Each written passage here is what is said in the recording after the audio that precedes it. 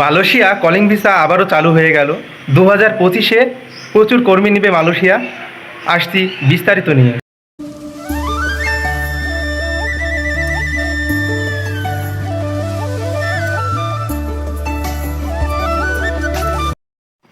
Hello everyone, আসসালামু আলাইকুম। আশা করি সকলে ভালো আছেন। বরাবরের ন্যায় আবারও চলে আসলাম আপনাদের মাঝে মালয়েশিয়া কলিং ভিসা সংক্রান্ত আরও একটি গুরুত্বপূর্ণ আপডেট ভিডিও নিয়ে। সো বন্ধুরা, আপনারা নিশ্চয়ই দেখে ফেলেছেন। হ্যাঁ বন্ধুরা, প্রায় বর্তমানে 1.5 লক্ষ কর্মী নেবে মালয়েশিয়া। অর্থাৎ এটা কী জন্য বলছি, এটা নিয়ে আসছি ভিডিওর শেষে। সো ফার্স্ট অফ অল আসি যে মালয়েশিয়া যে কলিং ভিসার যে আপডেটটা, অর্থাৎ যে মালয়েশিয়া কলিং ভিসা বর্তমানে খোলা কি না এবং বর্তমানে মালয়েশিয়ার ভিসা হচ্ছে কি না, আর যে 17,000 কর্মী অর্থাৎ আটকা পড়ে গিয়েছিলেন বাংলাদেশে, তাদের বিষয়েও আজকে আমি আলোচনা করব এবং যে আপডেটটা পেয়েছি সে আপডেটটাও দেওয়ার চেষ্টা করব।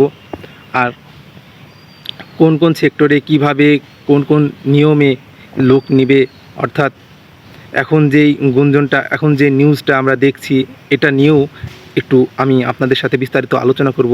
সো প্রথমে যে বিষয়টা সেটা হলো যে মালয়েশিয়া যে কলিং ভিসা, অর্থাৎ আপনারা জানেন যে অনেক দিন যাবৎ মালয়েশিয়ার কলিং ভিসা কিন্তু বন্ধ রয়েছে বাংলাদেশিদের জন্য। অর্থাৎ দেখেন যে মালয়েশিয়ার কলিং ভিসা কী কারণে বন্ধ হয়েছিল, কী জন্য বন্ধ হয়েছিল, আপনারা মোটামুটি সবাই কিন্তু এই বিষয়টা নিয়ে অন্তর্ভুক্ত, অর্থাৎ আপনারা সকলেই কিন্তু কম বেশি আপনারা জানেন। সো এটা নিয়ে আসলে বিস্তারিত বলার কিছুই নেই। সো এখনকার যে বিষয়টা সেটা হলো যে মালয়েশিয়া কলিং ভিসা খোলার বিষয়ে। অর্থাৎ আপনারা ইতিমধ্যে দেখছেন যে মালয়েশিয়ার যেই কলিং ভিসা সেক্টরে, অর্থাৎ গত বছরে কিন্তু অনেক বাংলাদেশি ভাইরা কিন্তু আটকা পড়ে গিয়েছিলেন। তাদের উদ্দেশ্যে প্রথমেই বলছি যে যারা আটকা পড়ে গিয়েছিলেন তারা দেখেন কিন্তু আন্দোলন করছে ঢাকার বিভিন্ন রাজপথে, অর্থাৎ যে রিক্রুটিং এজেন্সি অর্থাৎ বিএমইটির সামনে। এবং দেখেন যে তাদের ভোগান্তিটা কতটুকু, যে তারা কিন্তু রাস্তায় নেমে কিন্তু আন্দোলন করছে। মানে এমন একটা পরিস্থিতি হয়ে দাঁড়িয়েছে যে মালয়েশিয়া কলিং ভিসা খোলা তো দূরের কথা, আসলে যে 17,000 কর্মী যে আটকা পড়েছিল এদের বিষয়টা নিয়েও কিন্তু কেউ এখনও পর্যন্ত কোনো রকম কথাবার্তা বলছে না। সো এটাও একটা ভাবনা চিন্তারও বিষয়, কিন্তু অনেক স্বপ্ন কিন্তু জড়িয়ে আছে এটার সাথে। সো এখনকার প্রেক্ষাপট অনুযায়ী যে আমরা আপডেটটা পেয়েছি সেটা হলো যে আপনারা দেখেছেন যে গত 15 তারিখে, অর্থাৎ গত 15 তারিখে কিন্তু এই যে ডক্টর আসিফ নজরুল সাহেব তিনি কিন্তু মালয়েশিয়ায় গিয়েছিলেন এবং তিনি গিয়েই কিন্তু আসলে একটা নিউজ কিন্তু তার কিন্তু ভেরিফাই ফেসবুক আইডিতে কিন্তু তিনি দিয়েছেন। এটা আমরা কিন্তু সকলেই কম বেশি দেখেছি। এখন দেখার পরেও কিছু প্রশ্ন আসলে আমাদের মাঝে থেকে যায় যে মালয়েশিয়া কলিং ভিসা আসলে এতদিন যাবৎ বন্ধ, আর এই যে 17,000 কর্মী বাংলাদেশে আটকা পড়ে আছে এদের বিষয় নিয়ে কোনো চিন্তাভাবনা নেই। অর্থাৎ এটাও একটা ভাবনার বিষয়, অর্থাৎ এটা একটা গুরুত্বপূর্ণ বিষয়।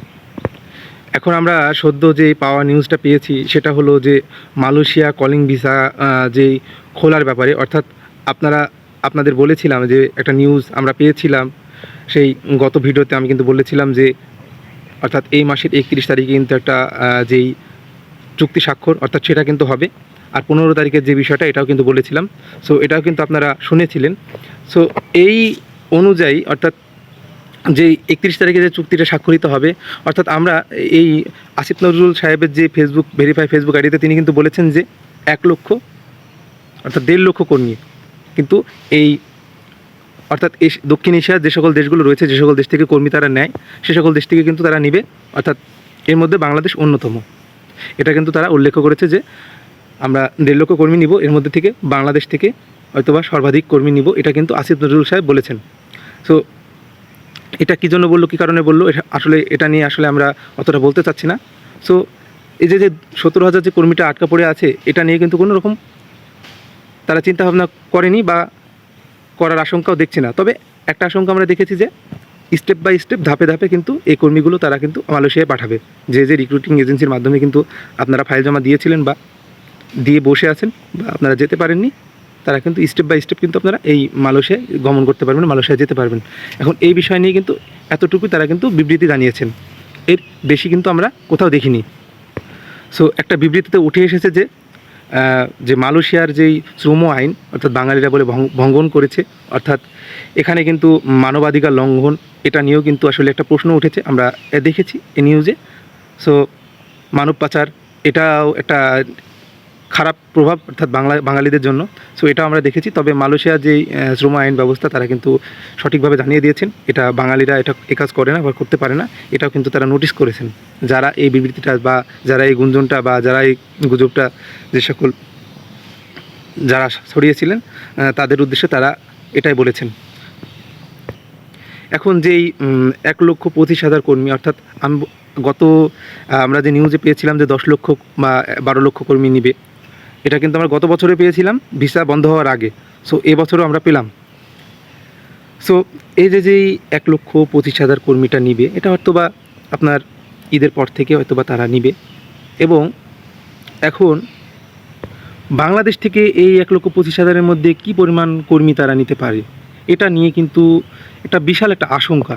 কী পরিমাণ কর্মী নিতে পারে আপনারা গত বছরে বা গত কয়েক বছরে আপনারা দেখেছেন যে একটা অর্থাৎ আপনারা দেখেন যে যেখানে 1,000 কর্মী নিবে সেখানে কিন্তু 10,000-এর উপরে অর্থাৎ 20,000 কর্মী গিয়েছে। সে কারণে কিন্তু আসলে একটা কর্মস্বল্পতা অর্থাৎ কাজের যে স্বল্পতা এটাও কিন্তু আমরা দেখেছি, এবং কাজের যে ভোগান্তি অনেকে কিন্তু রাস্তায়ও কিন্তু শুয়েছিল, এটাও কিন্তু আমাদের সকলেরই একটা দেখা।